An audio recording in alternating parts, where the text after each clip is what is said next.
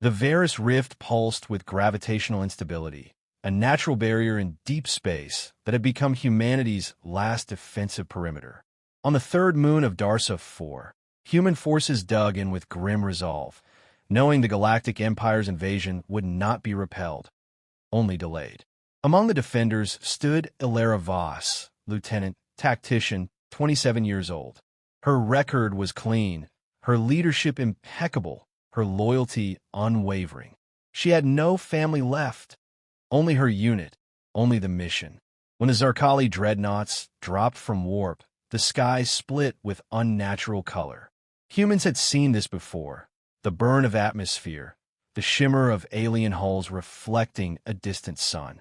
Still, no matter how many simulations they trained for, reality hit like ice. The orbital defense grid activated with practiced urgency. Automated cannons roared, missiles screamed upward, but it wasn't enough. It never was. Within minutes, the outpost shields began to buckle under the Empire's focused assault. Elara moved like gravity didn't apply to her.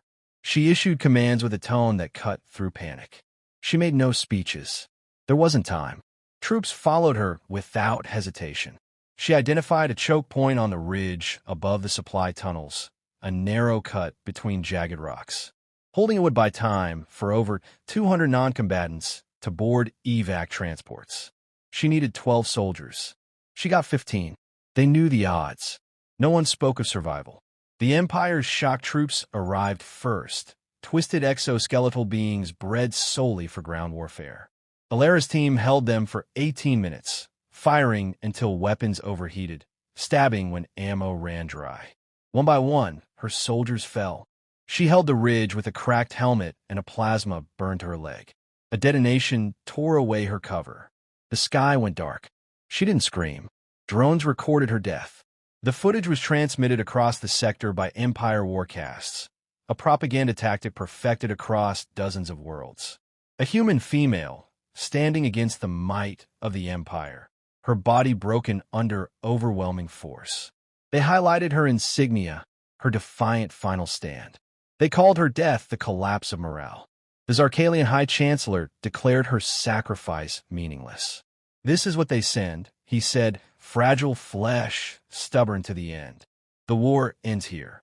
Command on the human flagship received confirmation 37 minutes later. Elara Voss, Kia. Last transmission marked with a red flag. A silence followed. Not from grief, but recognition. No one said she deserved better. They all knew she got exactly what she'd expected. No medals.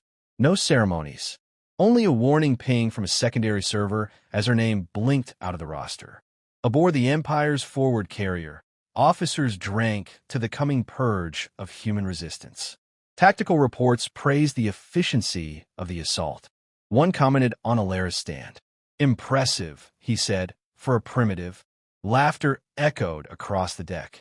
But not for long, because 8 hours after Elara's last breath, a deep space probe near the edge of the rift picked up a human life signature. The identifier code was familiar. A scan confirmed it, Lieutenant Elara Voss. Alive, moving toward the wreckage site. Alone. The Empire didn't react immediately. Glitches happened. Post-mortem echoes could linger. But by the 10th hour, a recon team sent to the coordinates failed to report back. Their vitals flatlined. Biosigns ended in 4 seconds.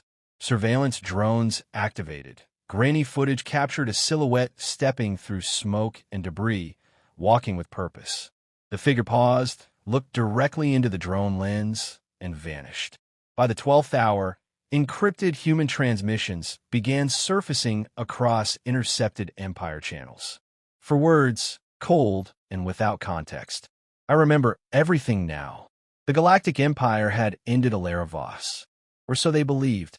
The first squad sent to investigate Elara's signal vanished. No gunfire, no distress call, just silence. Their vitals dropped to 0 in under 5 seconds. A second unit was dispatched, heavier armor, faster response time. Same result. No bodies recovered. Command marked the coordinates red and sealed the report internally. Publicly, they called it an anomaly. Internally, whispers began. Officers reviewed the footage again and again. The silhouette was unmistakable. Her gait, her size, the burn pattern on her suit's chest plate. It matched the confirmed death logs. Zarkalian morale wavered. Not from logic, but instinct. These were a species bred to conquer, not to understand. They believed in superiority, not superstition. But when a soldier dies and then walks again, logic becomes fragile.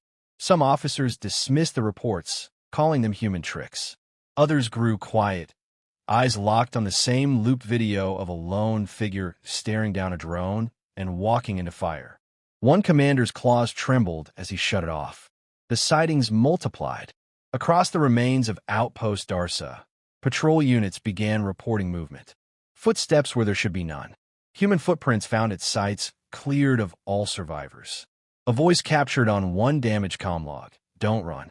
The soldier recording it never sent another transmission. Empire protocol dictated denial. Still, rumors bled through. Troops began requesting reassignment.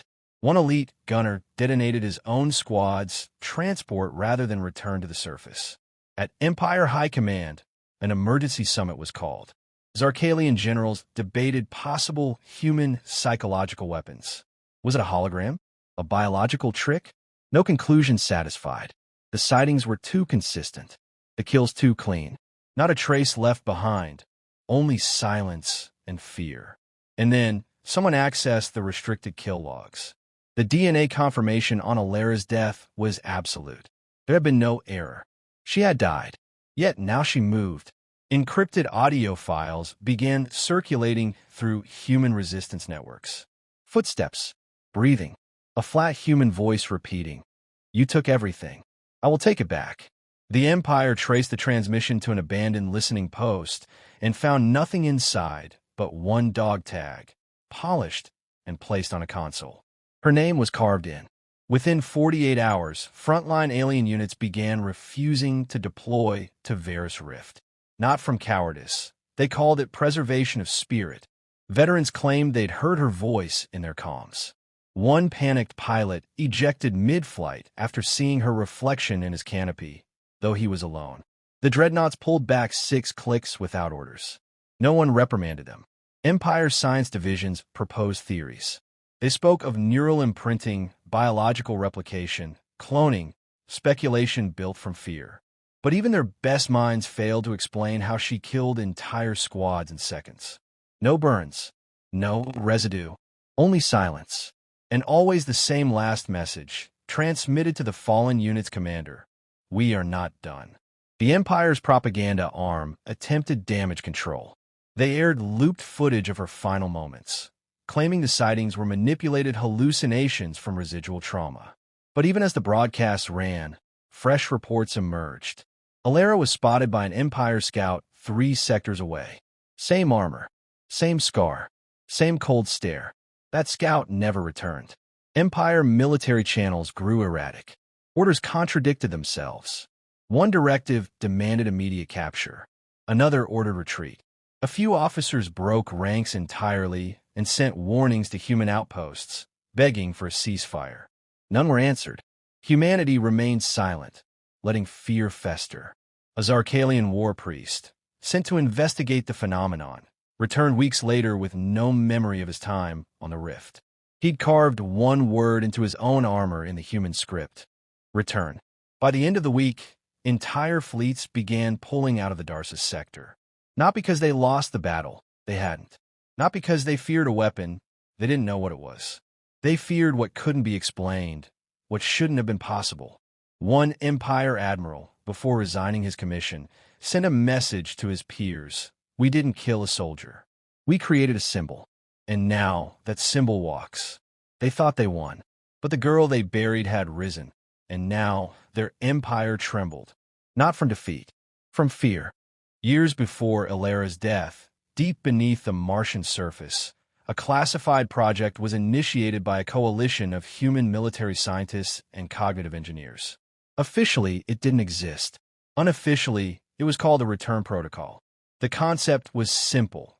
If humans couldn't outgun the Empire, they would outlast them, in every way. The project's goal was to digitize combat cognition, store the neural signature of elite soldiers, and imprint them onto synthetic combat shells post-mortem. Not clones, not AI, real people, resurrected with memory, instinct, and the will to fight. Only 7 candidates were ever approved for full imprint. Elara Voss was the first. She was chosen not just for skill, but psychological compatibility. The imprint system required emotional stability and identity coherence under trauma. She passed every test. What she didn't know was that upon confirmed death, her consciousness would trigger auto-reconstruction from remote satellite data nodes, rebuild a synthetic body in a nearby chamber, and upload her preserved self into it, awake, aware, and intact. The activation wasn't supposed to happen yet. The system was a last resort contingency. But Elara's death met every criteria. Her body died, but her mind, coded and preserved, reignited in a matter of hours. Her first breath was not confusion. It was clarity. She remembered the ridge. She remembered pain. She remembered the calm before darkness. And now, she remembered everything else too. Every protocol, every tactic, every blind spot in the Empire's war machine. The moment her new body stepped out of the chamber, she was no longer just a soldier. She was an answer. She didn't ask for orders. She didn't wait for command. The system granted autonomy by design.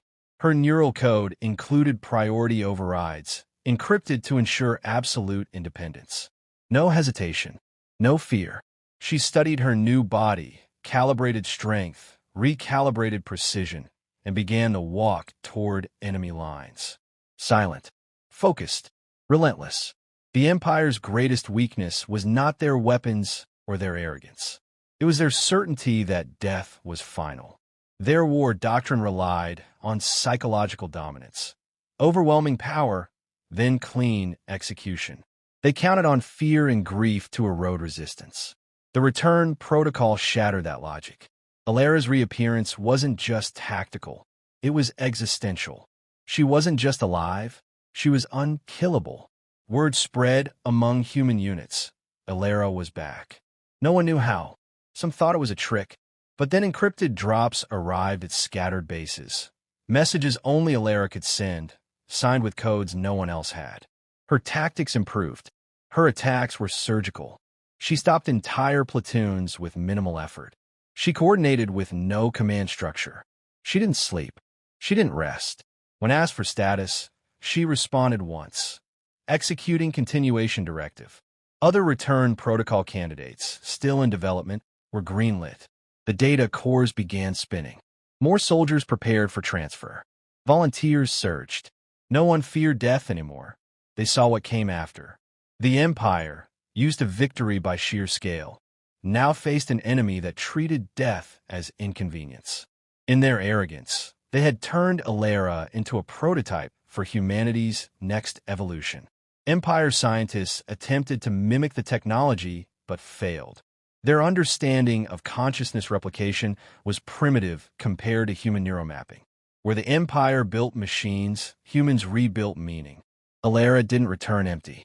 She returned with memory, emotion, and fury sharpened by death. By now, Empire outposts log her appearances across 5 different sectors. Each time, her methods evolved. Each time, casualties increased. She never spoke to her victims, only to those who watched. She made sure every kill was seen. Every message was heard. "Kill me again," she once transmitted during a live hijack of an Empire command deck. "I'll come back stronger." Empire leadership, cornered by fear they couldn't quantify, issued orders to terminate all human prisoners. None survived long enough to report progress. Elara intervened at each facility before execution. She knew where they were. She always knew. What the Empire didn't understand was that Elara wasn't a ghost or a glitch. She was proof. Proof that humanity had stopped playing by the old rules. Proof that dying no longer meant losing. And proof that the next time she fell, she'd rise even faster. Empire Command authorized the deployment of the Obsidian Choir, an elite kill unit known for eliminating high-value threats in less than 30 minutes. They were sent to trap Elara at a crater near the shattered ruins of Post 9. They landed, confirmed visual contact, and initiated the operation. At timestamp +00:06, the squad's vitals flatlined. Surveillance showed static. When it returned, the crater was empty. The only thing left was a single line carved into the hull of their transport. Try again. By then, Empire leadership no longer spoke of her by name. Internal memos refer to her as a Class Z anomaly. No strategy session ended without her name surfacing. She had become a fixed variable in every equation. Intelligence divisions attempted to map her movements, only to find that she moved faster than predictive models. Every appearance was deliberate. Every escape, clean. She left no trace, only impact. Fleet-wide protocols shifted. Troop formations changed. High-ranking officers began rotating every 48 hours to avoid prolonged exposure. Analysts weren't even sure what that meant, only that the pattern emerged after two admirals suffered complete psychotic breaks. One had been reviewing her last 12 operations. The other had ordered a ground assault into an area she was last seen. Both had to be neutralized. It wasn't the body count that caused a collapse. It was the perception of inevitability. Elara didn't just win engagements. She dismantled morale. Her messages were sharp, personal. You know who I am. You know what you did. You know what's coming. Some transmissions had no words at all, just the sound of heartbeat, slow and steady. Resistance cells, once fragmented, unified around her presence.